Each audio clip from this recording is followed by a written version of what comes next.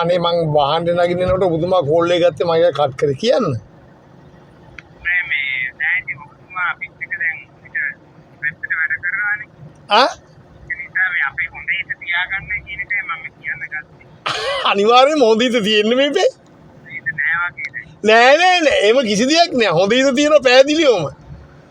පැහැදිලිවම තියෙනවා ඇත්තටම පැහැදිලිව තියෙන හොඳ හිත. ඇයි මොකක්ද තියෙන ප්‍රශ්නේ? ප්‍රශ්නේ ඔය ඔබතුමාගේ ලේකම්ගේ ප්‍රශ්නේ. ඉතින් දැන් දෙන්න කතා කරනෝ නේද? කතාව නෑ අර ඔබතුමාගේ නියෝජිතයට කතා කරා. ඔබතුමාගේ කතාවල ඔබට ආරංචි. ඔව්. ඒකට කමන්නේ. ඔව්. මේක අපේ අර හොඳ හිත තියාගමු කියලා ඒක තමයි අපේ මනස. නෑ අනිවාර්යෙන් මේක තියෙන්නේ මේපෙයි. ඒක පැහැදිලිවම තියෙන්න ඕන නැත්තම්. හොඳයි.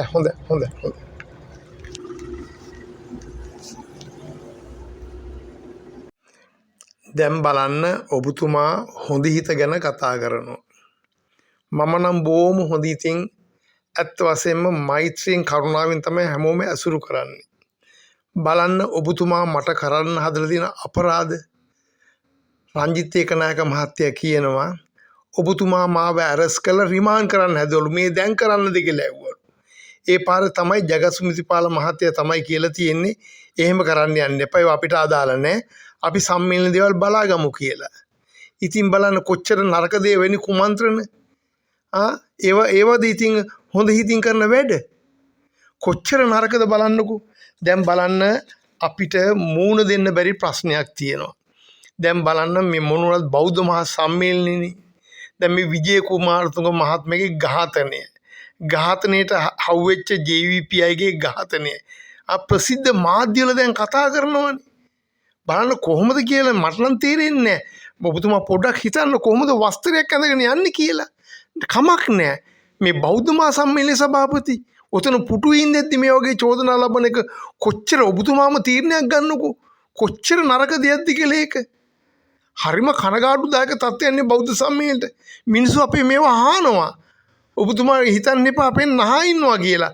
අපිට කියා ගන්න දෙයක් නෑ අත්ත වශයෙන්ම ඒ අහන ප්‍රශ්න වලට. හරිම කනගාටුදායක තත්ත්වයක්. දැන් බලන්න හැම වෙසක් වැඩසටහනකම සල්ලි හොරකම් කරනවා කිය කෑ ගන්නවා. එදා මහා සභාවේදී 4 මිලියන් ගාණක් මිලියන 4ක් ගාණක් රොෂාන් සම්පත් හොරකම් කරා කියලා ඔබතුමාගේම ලේකම් තමයි කිව්වේ. සභාගත කරේ.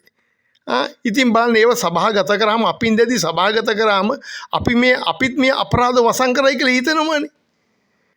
කොච්චර බලන්නකෝ. ඉතින් අපිට තියෙන පොලිසිය දැනුවත් කරන්න. අපිට බෑ අපරාධ චෝදනා වලට ලක් වෙන්න. ඔබතුමා ඒව දන්නවනේ. හරිම කනගාටුයි. අපරාධයක් වසන් කිරීමත් අපරාධයක්.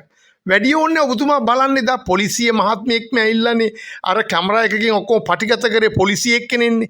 ඒකම අරන් බලන්නකෝ ඒක වෙච්ච සිද්ධියේද 4 මිලියන් හොරකම් කරාලු. ඊට පස්සේ වෙසක් එකේදී 3 මිලියන් ගාණක් කතාවක් කියනවා. හරිම කනගාටුයි. ඒක නෙවෙයි ලොකුම ප්‍රශ්නේ. දවසක් අර ඔබතුමා රෝහිත අබේගුරුතුම මහත්තයා ගෙනාවනේ. මං ඒ වෙලේ කාමරේ හිටියා. මං එළියට එනකොට එතන හිටපු ඔබතුමාගේමද මන් දන්නේ කාගේද කියලා පොලිසිය MSD කෙනෙක් මට කිව්වා අර බලන්න මේ අර බ්‍රයිබරි එකේ ෆයිල් එකක් තමයි රෝහිත අබේගුරුතුම මහත්තයා අතේ තියෙන්නේ කියලා. අර ගිනිගන්නේ ෆයිල් කියලා මං කෝ ඔබතුමා මේ මට ඕක කියන්න එන්න එපා. ඔබතුමා පොලිස් නිලධාරියෙන්නේ. ඔබතුමා කියලා සටහනක් දාගන්න. නැත්නම් ඔබතුමා කියලා වාග්ෂ්ඨ මහත්තයට කියන්න. මට ඕක කියන්න එන්න එපා කියලා. නමුත් ඒ මිනිස්සේ අපිව ලෝකමාරුවක දාලා අන්න ලිඛිතව මට ලියුමක් කෙවලා. දැන් මට කියන්නකෝ ඒ ලියුම තියන්න මම මොනවද කරන්න ඕනේ කියලා. මට ලොකු ප්‍රශ්නයකට මම මුහුණ පාලා තියෙන ඒ ලියුම නිසා. ඔබතුමා නිසා මට ඒක කොහකටත් ඉදිරිපත් කරන්නත් බෑ. ඉදිරිපත් නොකරොත් හිටියොත් මමත් අපරාධයකට අනුබල දුන්නායි කියලා මටත් ප්‍රශ්නයක් වෙනවා. බලන්න ඒ මෙසේ වැරදි නෙවෙයි ඇත්තටම. දැන් ඔබතුමාම හිතන්නකෝ ඔබතුමාගේ ඇකියුස් කෙනෙක් නේද? ඔය රෝහිත අබේගුණවද වටිනවද සම්මේලනට ගෙන්නන්න? ගෙන්නලා සියලු දැන් ඔබතුමත් අමාරු වෙටිලා අනිත් මිනිස්සුන්වත් අමාරුයි දාලා. මට දැන් මේ ලියුමට කර කියා ගන්න දෙන්නද මං කාට දෙන්නද කියලා මම මේ කල්පනා කරන්නේ මේ ලියුම මට එවපු. බැරිලාකත් ඒ මිනිස්සු කොහරි සාක්ෂි දෙනකොට කියලා තිබුණොත් එම මට මේක ලිඛිතව ඇරිය කියලා මම මොනවද කරන්නේ? රෙජිස්ටර්ඩ් ලියුමක් අනිත් එක. එකක් ආව බෞද්ධ සම්මේලනයට එකක් ආව මගේ ගෙදරටම. ඉතින් මේ මිනිස්සු මට පෙන්නපු මිනිස්සයා ඒ මිනිස්සු තියෙනවනේ අපි මොකුද කියලා. මට අන්න ඒවට උත්තර දෙන්න හරිම කනගාටු තත්ත්වයක් ඒක. මට නොයෙකුත් දේවල් එක එක්කෙනා කියනවා. අර ජයම්පතිට කියලා ඒ කාලේ තහනම් නියෝග ගත්තේ ඔබතුමා කියලා. මට ඉතින් ඒවා අදලාත් නැහැ. ප්‍රශ්න මට අවශ්‍යත් නැහැ. ඒව ඉතින් නීතිය විදිහට ඒ නීතිය අනුව ඒව බලාගනි. මගේ නම් කිසිම තරහාවක් නැහැ. හිතාගන්න එපා. මේ ඔබ දැන් බලන්න ඔබතුමාමනේ ওই ජයන්තගේ මම සහසුද්දෙන්ම දන්නවනේ ওই නාම යෝජනා අවෝසි කරන්න කට්ටිය ඔක්කොම එක්කවෙලා ගත්ත තීරණේ. ඒ තීරණේ නිසා වෙච්ච දේ බලන්නකෝ අද. කොච්චර නරකද කියලා. ඉතින් මමද හොඳ හිත පළුදු කරලා තියෙන්නේ. මම පළුදු කරන්නේ නැහැ.